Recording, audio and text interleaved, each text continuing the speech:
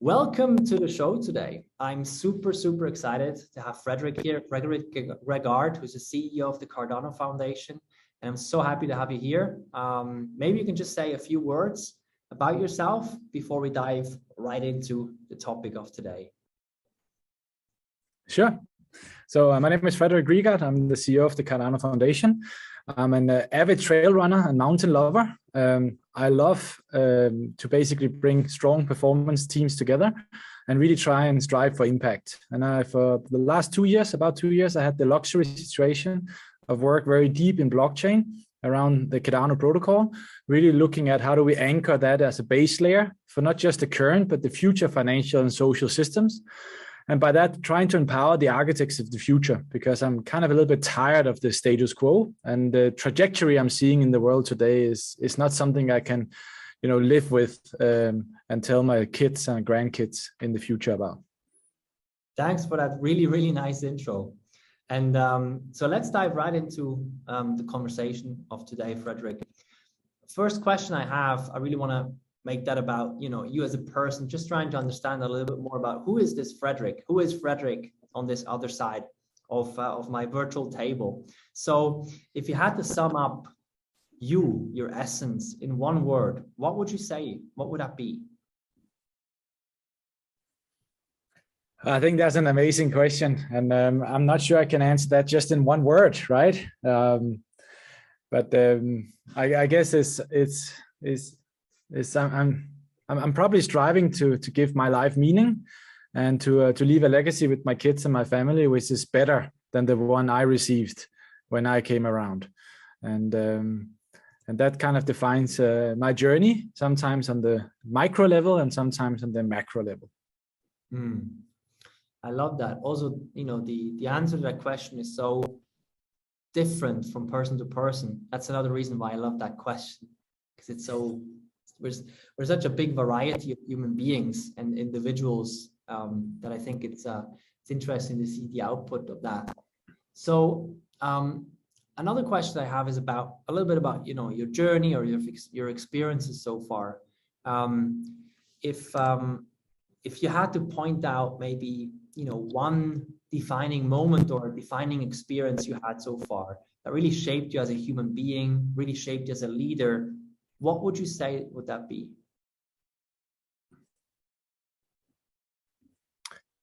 That's a great question. I think it's what comes to the top of my mind is two very peculiar moments, and whether that is the exact ones or whether that's just what my brain produced for me right now, I'm not sure. The first one is that I had the luxury or the opportunity of training a unit under the long range reconnaissance into the war, or just slightly after the war in Yugoslavia, and there I really learned that being an individual number one never wins over having a high performance team.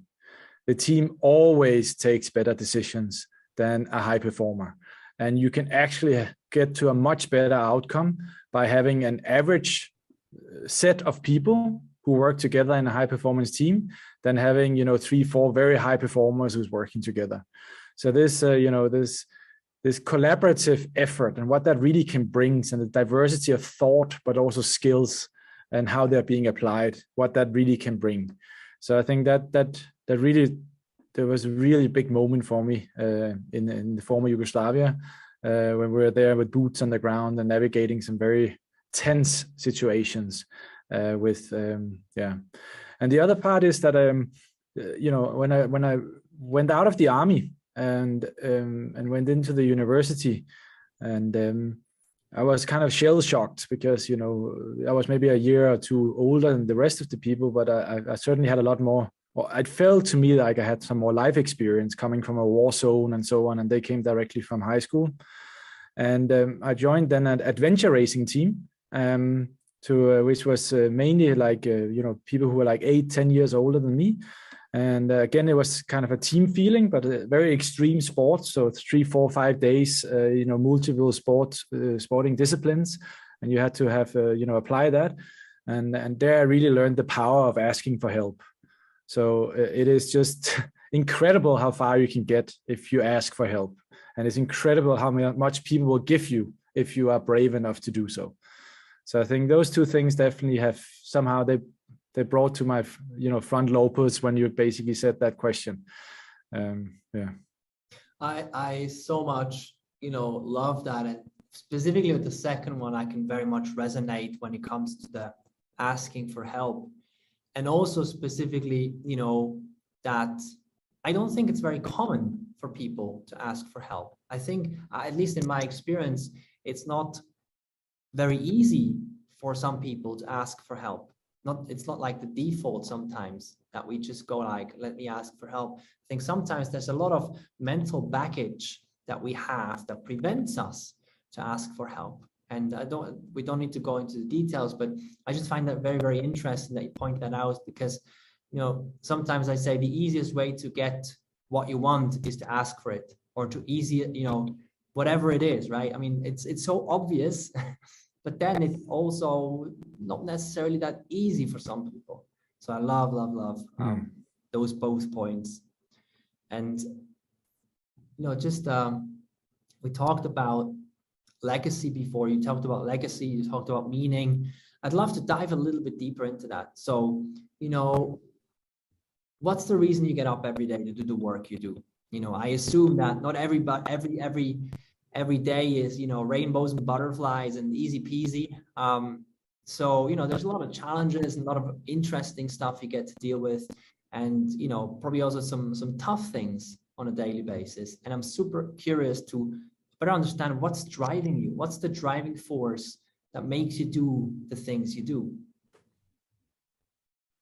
Yeah. So I spent most of my career building banks and brokers and investment advisory models and so on. So I'm probably what you call a digital infrastructure banker or investment banker of trade. And very late in my life, I was resonating a little bit back and thinking, was that really what I wanted to do? And if I could choose again, should I choose a different career and so on? But I think what's so interesting about the Cardano protocol and about blockchain, not just Cardano, but a blockchain deployed in the right way, is that you actually have the ability for the first time in at least our lifespan to change the fundamental trust layer which we've built society on. And I think I have the luxury of working with this 24/7. And we actually have a technology which is so mature that it can be deployed. So the fact that that if I do my job correctly, I will have the possibility to impact thousands of people around the world, to create a better community, to create more stability for the family, to give them a voice, to give them an identity, to bring them security, and to get them to participate on the spaceship we call Earth, and actually try and get to a situation where we come together as humankind and make better decisions. On a bad day, of course, this seems so far away, but it is, as an investment banker or digital banker, it's kind of a privilege that I actually can do this for full time.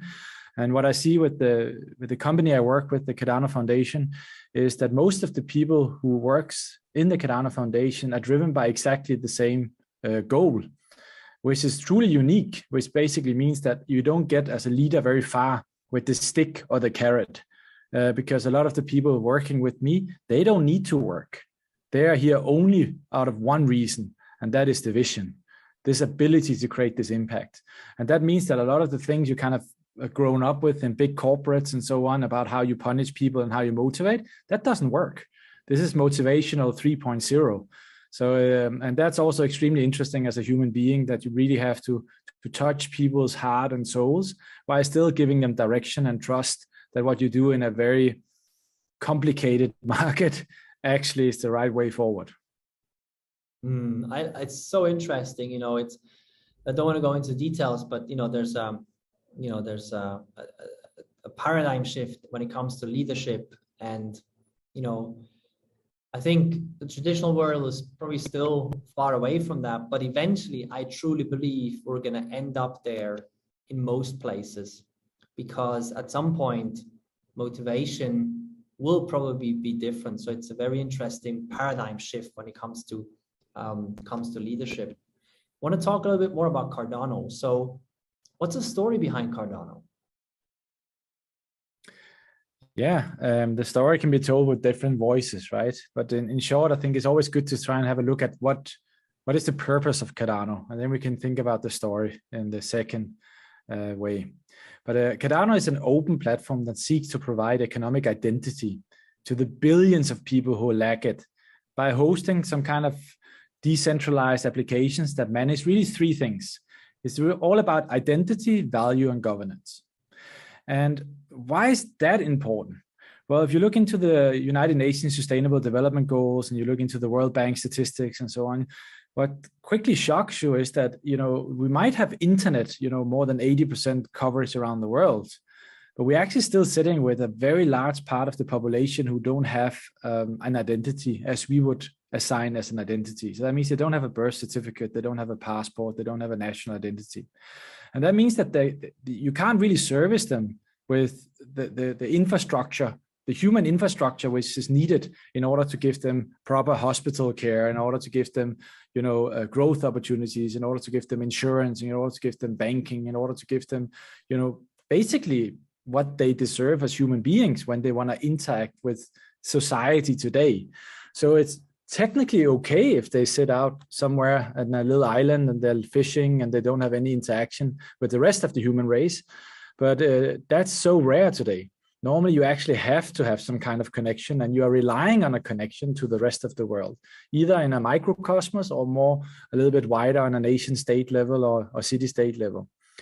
And what happened was that back then, when blockchain was invented in the first generation by Bitcoin, the founder of Cardano, Charles Hodgkinson, he was very early there, and he was part of what we call the Bitcoin Educational Foundational, which was basically spreading the love and teaching people around it. And then later he was a part of the founding fathers of Ethereum.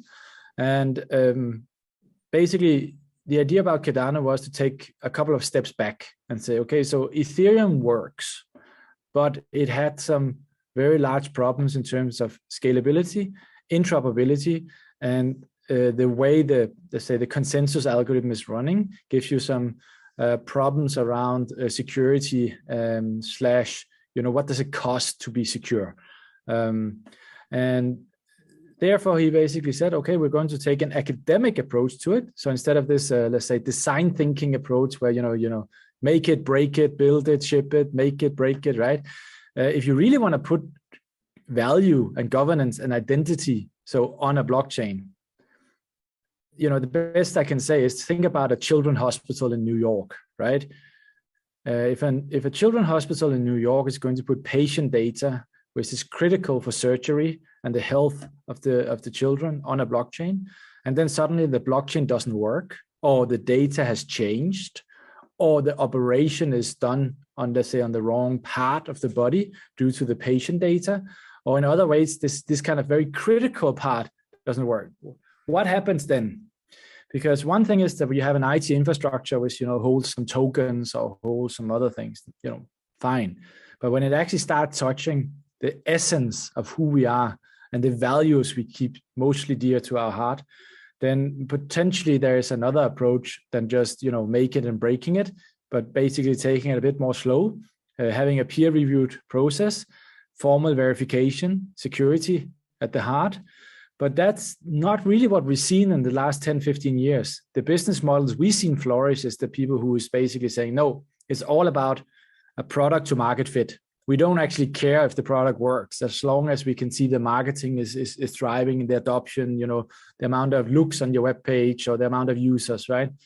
And this is a bit of a conundrum, but it probably also talks to the fact that blockchain is an infrastructure, it's not really a product. The product lives on the infrastructure. But let's see. I mean, only the future will know if this was correct. But in essence, in 2015, he basically made the first founding round. 3 companies was incorporated. One to be the commercial arm and the launch pad. It's called Imurgo out of Asia. One is In-Out Global, which is his own company, which is doing the academic research and the actual engineering of the blockchain. And the third is the Cardano Foundation, which really is about how do we anchor the Cardano blockchain as a base layer into humanity. So basically bridging this offline world as we live in today with a new digital world. And that's only became, let's say, even more important now with metaverse and COVID, who has accelerated the digital adoption, and all these, let's say, the trust in institutions is eroding, not fast, but we see it again and again. An example is if you go to the doctor and the doctor says, oh, you might have X. It's very typical that either before you went to the doctor, you Googled it, you made some research, you might have asked some friends about it, or when you go out of the doctor clinic, you will double check maybe what is the ranking on Yelp of your doctor, can it really be trusted, right? And it's not that many years ago where for us, it was very natural. If the doctor says something, we would trust it with our life and we will go, we'll go to the grave with that, right? But some of these institutions, we are now basically putting under scrutiny, whether that's good or bad, I will not judge. But what I'm saying is that if we put stuff like a doctor under scrutiny, we need to ensure that the data we are using is accurate and is not just for free, and that it is incentivized to give you the truth and not incentivized to capture your attention span or incentivized to sell ads or incentivized to sell products. Because if that's the case, then what you're actually getting is a wrong opinion and you're challenging somebody with an 8 to 10 years university degree based on 3 types with a finger on your keyboard. And then we're probably not heading in the right direction. Yeah. You talked a lot about, the things I wanted to ask you about already, which is, fantastic. And there's really, you mentioned a little bit of the future, but I want to just carve out one piece of that a little bit more, just to understand, from your perspective, what's the future vision for Cardano? Years and years and years into the future, when you kind of see that vision that you have actually come true in the real world, what does that look like? What's that vision? So I was just on a panel with the economist, and the other panelist was kind of laughing at me because they were asking me in terms of supply chain and trade, whether I believe that, if blockchain would basically be the main infrastructure for basically orchestrating that, documenting that, and the data layer. And I gave it a pure 10 out of 10. And I said, of course it will. And they were a bit more skeptical. But I think in essence, how I look at it is that there's probably only going to be 2 companies in the world going forward. There's going to be a blockchain-enabled company, and that has nothing to do with cryptocurrencies. Let's be very clear about that. And then there's going to be a non-blockchain-enabled company. Because all business models today, all operating models, is built on data. And what blockchain really does is that it's a massive upgrade to the standardization of data, the security of data, and the formalization of data. So if all business models is built with either data at the heart or data just outside and being the main, raw material, right? Then it's going to be a blockchain world. You will probably not feel blockchain, so you will not be interacting with the blockchain directly. You will go through applications or business models who's utilizing that, a little bit like the internet. It's very hard for people actually to describe how the internet works and what is the governance around that. But there's a lot of thoughts and a lot of hard work who goes into maintaining the internet every single day. So that's the first part of the answer. The other part of the answer is that I truly hope that we will be able to go back to a reality where the true scarce resource is the human being, and that we can put the human in the center again. Because today the human has become the product. So we are the product. We are no longer the one selling the product or creating the product. We are the product. And I think conceptually that's wrong. I think us hard-coded into our DNA, we are not created to sit back in a chair and get 1,000 euros from the state every month for doing nothing. I think our brain will not be able to cope with that fast. Maybe over generations we can get into a situation where AI and robotics and automatization takes over jobs as we know it. But I think for society and for the individual, that's going to be a very, very tough transition. We are created to make an impact, or at least to feel that we are making an impact into our local community. And what the internet really brought was it changed the operating model, that we became the product, and it made the whole world the community. which suddenly means that we are comparing ourselves to like the top 1% of the people in our field. We're not comparing ourselves to the people in the village or the people at our university or the people even in our area. We are comparing ourselves again and again and again with the top 1%. And that means that our reality is kind of starting to skew away. And I think, when you kind of look at the medication use under COVID and so on, that's really horrible. So I think what blockchain really can do is it can start challenging that operating model that we suddenly become the product, and actually put the scarce resource being the human in the center, give us a set of tools where we can actually start managing our own identity. We can start actually storing value, creating value, but we can also start having a voice. And we've seen many countries around the world today, less Switzerland. Switzerland is very good in this area, right? But we see that many countries are discussing, was the last election, was that fair? Was it the right amount of people who voted? How many cats was voting, right? We have large, very developed countries where you don't even need to have an identity to vote because, hey, you know what? A double digit of the population don't have an identity, like an identity document, right? So they're basically coming with a physical letter and saying, that's me, right? And then they're voting. And I think that's, it doesn't give you the ability to really give the voice back to the people. And I do think that if we can get to a situation that we can change voting systems, we can change the leaders. If we can change the leaders, we can change the decisions. If we can bring clarity to the decision parameters, so what is the truth? And we can be able to verify and validate that over a blockchain-based system. I hope we as a society can come together and create better outcomes. Do I have the answer of those outcomes? No, I don't. But I think the community will. But they need to have the correct data points, and they need to have the ability to be able to vote and have a voice in that. I love how structured you're able to answer things. I mean, to me, the essence of that, just trying to capture all of this, I mean, to me, it's like, I love that you talked about, to me, the first one you talked about was kind of like business, and the second one was about the human. And I think, these are, at the end of the day, the core blocks that puts everything together in the world that we are living today. And I love how much you focused on putting the human in the center, because then, if we can do that, we can also, allow technology to do so many other things. If, we're not trying to make ourselves the product. And I absolutely love that. Thanks for sharing this. So we think about it as two things. One is the financial systems, that's what you call the business side. And the other is the social systems. That's how we as humans interact, trust, and collaborate together. Yes, absolutely. And one more thing I want to talk to you about is a bit like your journey and some of the lessons that you learned so far. So, looking back at, the past couple of years, if you had to point out maybe one or two things, what would you say are some of the biggest lessons that you've learned so far? Well, wow. I learned a lot, I guess. I think even though you think you're an expert in something, you never really are.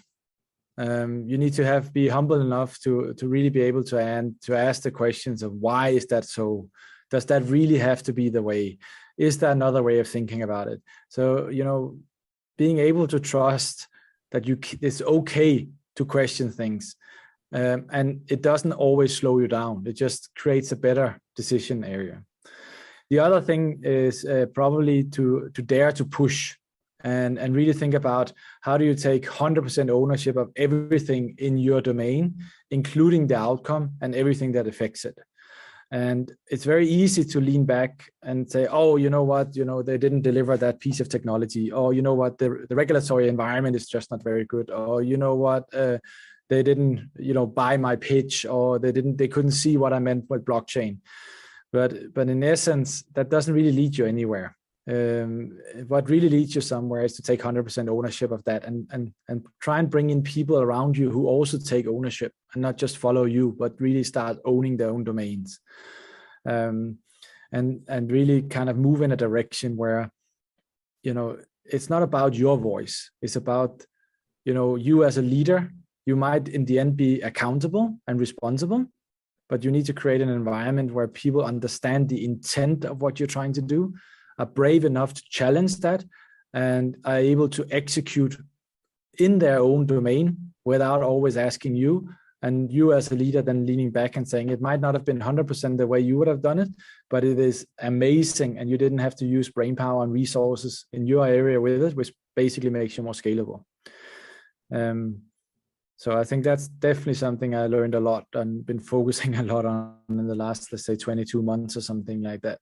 And when I'm looking back, this is also one of the places I could improve a lot. I could probably have done even more than I've done if I were able to do so. But there is obviously always good reasons, and you can always lean back and say it was just not possible. But if you're a bit creative and you're able to lean out of the window a bit, it's and ask for help. It's amazing what people are willing to give you, and it's amazing what kind of ideas will flourish, and it's amazing how you can navigate and circumvent, the battle plan or the battle space you operate in. So we're back to asking for help. I love that. Yeah. Yes. Yeah. In a strange way. Yeah. Hire people who's better than you in something, and then trust that they can do it, and give them the tools that they're actually able to do it, and fight for them being able to take decision and own their decisions. I think that keeps coming back as being a really, really good way of doing it.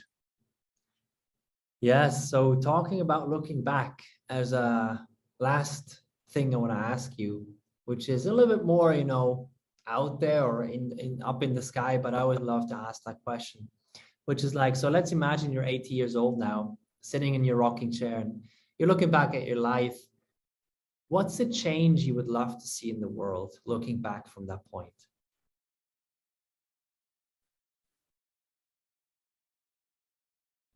Well, first of all, I would love that we cannot make everybody happy, and we shouldn't try to do so, because that's an impossible task.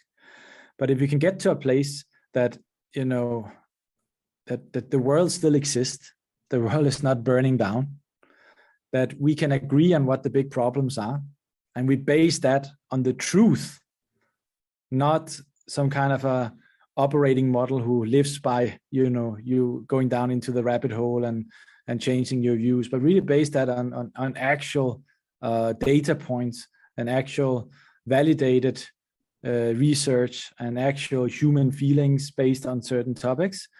And we have the ability to control, maintain our own economic identity, so we can verify and validate what we do in this way. I think we will be, that would be amazing. I mean, it's not that many years from now that I'm going to be 80, huh? So I think that would actually be, quite some progress.